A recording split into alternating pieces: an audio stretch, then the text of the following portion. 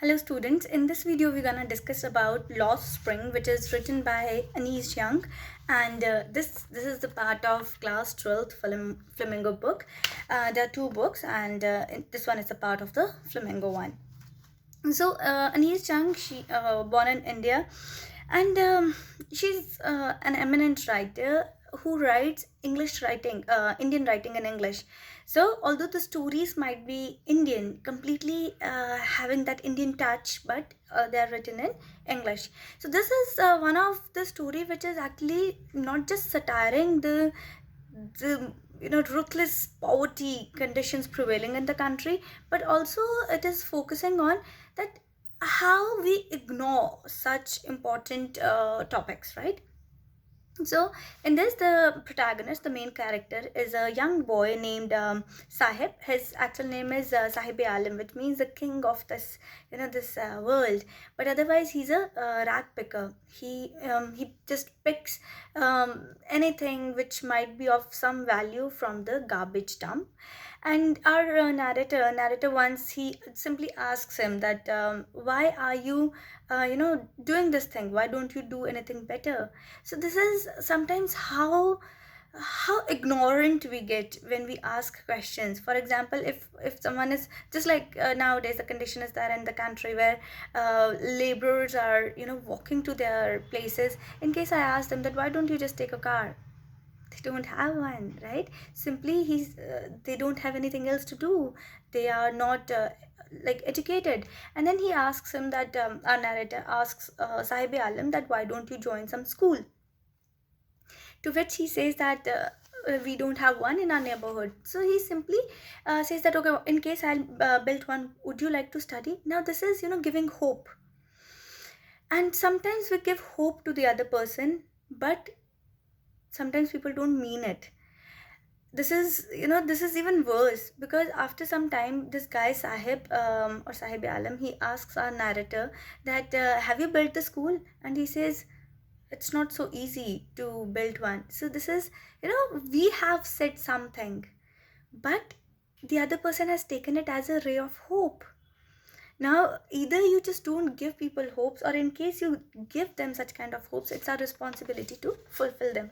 So the story goes like this, that he once, because now our narrator is looking at these rag pickers, these kids, those who are coming from really impoverished families, from the destitute of the society. And then one day he simply visits them.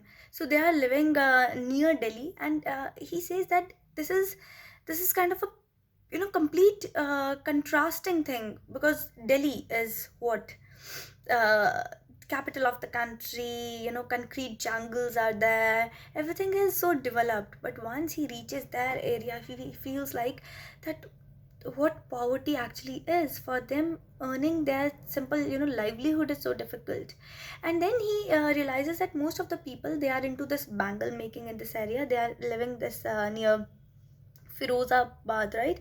So he is talking about that everyone is into bangle making. They don't have any other profession. And eventually he realizes that how, like, he even says that why don't you just simply fight for our rights, for your rights. And these children, these people, these poor people, they say that who will support us? Rather, in case we will raise our voice, we will be sent to jails, we will be imprisoned.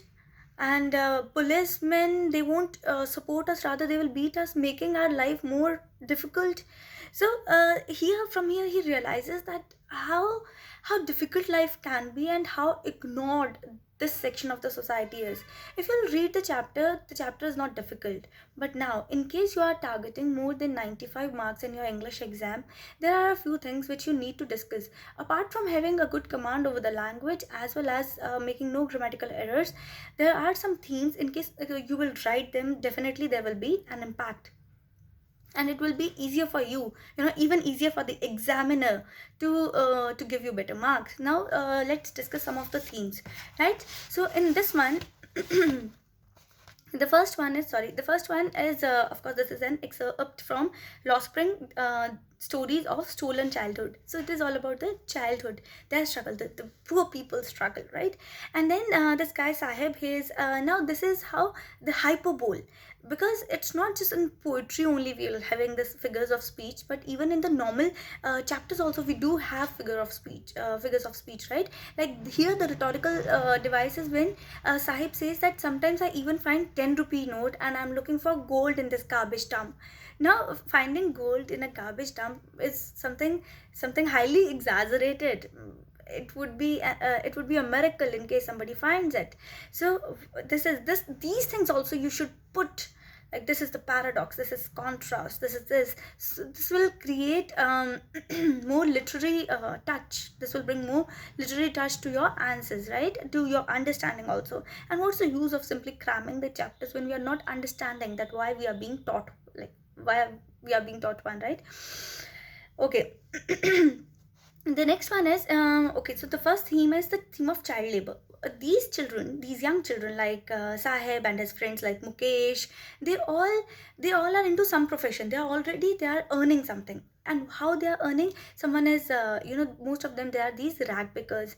So this is what they can do because they don't need any expertise. And the other children at a very young age, they are sent to make bangles. Now the harsh reality of bangle making industry has also been portrayed in child labor. See, one is it's child labor because these children are very young, they need to work in those dark dungeons, right, where they will be just sitting in the front of furnaces and making the bangles. And it actually makes kind of a bad impact on their eyesight. The impact is so worse that some of them, before they turn into adults, they lose their eyesight for good. And if you have actually visited one of them, they wear those thick glasses because once they are exposed to so much of darkness, and once they come into light, this was also the case in this novel called H.G. Wells' Time Machine. The same thing, those people, those who were living underground, they had this kind of problem. And this is in case you have time, read H.G. Wells' The Time Machine, kind of a good book. And also you can compare it from there. This is the dystopian part of our society, right? And then another concept is of bounded labor. Earlier bangle making industry used to be more of a bounded labor industry, where in case the father has to work for one particular businessman or someone rich, right, or anyone who's kind of an owner.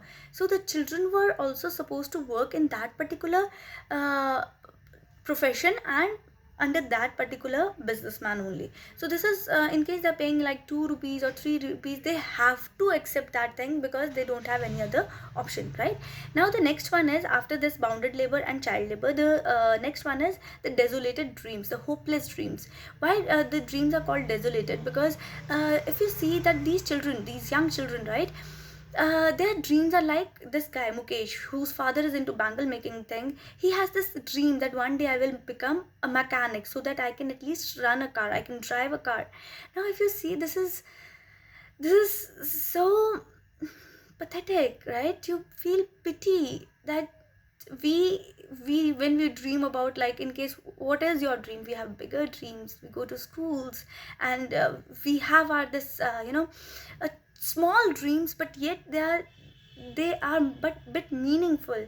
But this guy, although his dream is also meaningful, but still he wants to be a mechanic, and that is also not given to him. That prerogative is also has been taken from him, that you can't, because your father was a bangle maker, you have to become one. So this is earlier this caste system can also be there. We will discuss it as a theme also, that lohar ka beta lohar hi banega, sonar ka beta sonar hi banega. The rich will get richer, the poor will get poorer.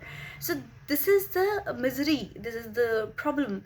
And also the other desolated dream is that if you see, one day this guy Sahib, he stands outside a club where he was watching people playing tennis, and he also feels like that, wow, they are wearing white shoes, and so, but he can't enter. So the security guard of the club, he allows him to sometimes enter that club and just simply sit on the swings, but nothing else. Like for him, getting and playing is completely a different dream, desolated dream, which he might not be like chances are high that he might not be able to fulfill it. And the another one is when he gets the white Snickers. So he explains that, oh, there was a hole in this Snickers, so some this pair of Snickers, so somebody wanted to throw it, so they had given it to me. So for one family where we don't wear shoes with holes, this is a dream for someone ki even if it's having a hole, at least I'm getting something, right? So this is the how shattered the dreams are. And in the end, our narrator again asks him that, oh, do you feel like flying a plane also? Because rather you feel like becoming a pilot also, because he has this dream of driving a car. So there are some planes also flying over there, so there might be some small child in that area who might wanted to become a pilot, or maybe he will become a pilot mechanic, some anything like that, right? You're getting, right? So the next one is this is bounded labor, the stigma of caste. Just like I said, that there is a whole story. They say that although we have Aadhaar card, we have voter card, we have ration card, they have all the documents, but they don't have the rights.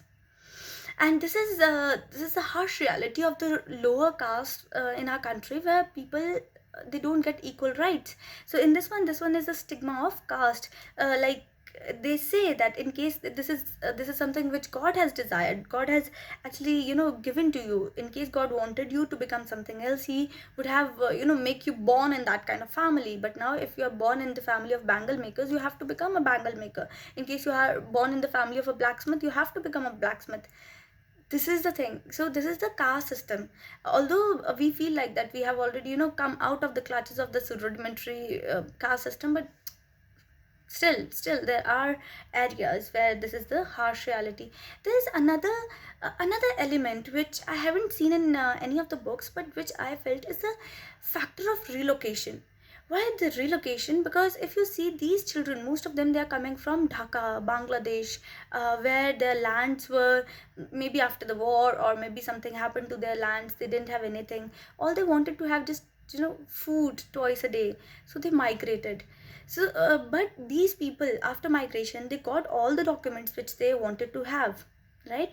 But do you think governments are like any government was aware of their misery? In case they are they taking any constructive efforts towards their condition, to improve their condition?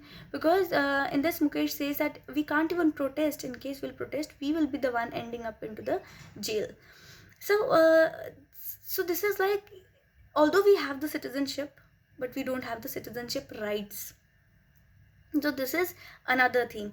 One is a theme of, you can also take it as a theme of paradox of the society, or the contrasting.